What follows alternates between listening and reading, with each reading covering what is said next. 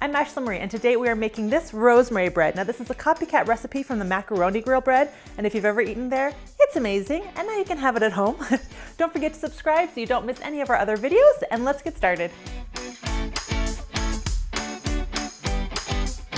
First thing we need to do to get this dough started is proof the yeast.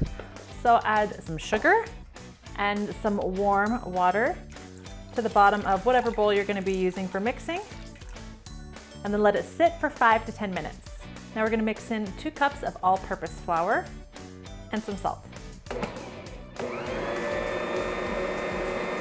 Now, since this is rosemary bread, we need a lot of rosemary, and you definitely want to go with fresh rosemary for this.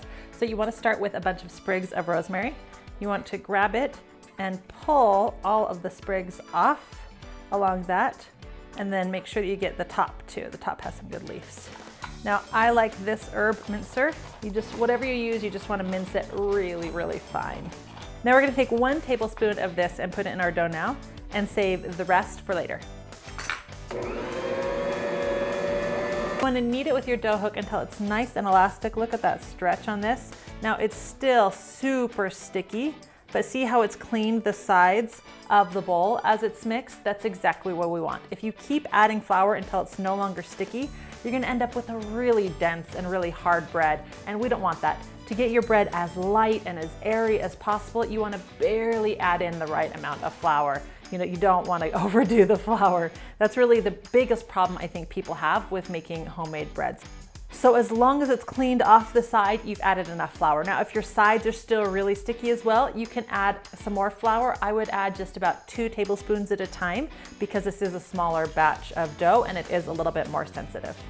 Now we're going to cover this and let it rise until it's doubled in size. This will take about an hour as long as your house is warm. If it's on the cool side, it will take a little bit longer. And if your house is really, really warm, it might rise a little bit faster. So now our dough has risen, we're gonna knock it down. Here's our dough, and we're gonna divide it into 2. Like I said, this is still really sticky, but that's okay, that's how we want it. We're gonna place it on some parchment paper. After your dough balls have rested for a few minutes, we're gonna take some melted butter and brush it over the top of our dough balls. Be gentle. And now we're going to sprinkle the rosemary on top that we have left, as well as some coarse salt. And now we're going to cover these and let them rise again until they're doubled in size. It should go faster this time and take about 45 minutes to an hour. You want to bake the bread at 425 degrees for about 12 to 14 minutes.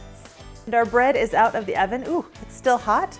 You can see that beautiful color on the bottom as well as the top. Now you can rip this or you can cut it. I kind of do both. Oh, look at that steam. I don't know if you can see it. Look how light and airy and soft that is. Oh, this is perfect, and it has a great crunchy outside.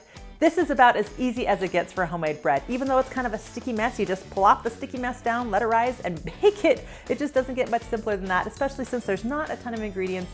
Nothing too complicated about this. This is definitely a go-to recipe, especially when you're having pasta, because it blends so well with pasta dishes.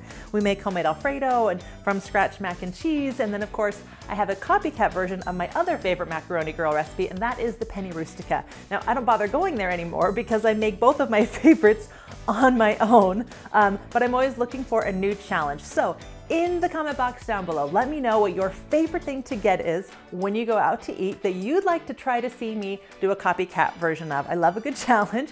Can't promise that I can actually do it all, but I love trying. Anyway, I hope that you enjoyed this recipe. Let me know if you give it a try and if you'd like to see other breads. Don't forget to subscribe. We have a lot of fun recipes coming up in 2017. And thanks for watching.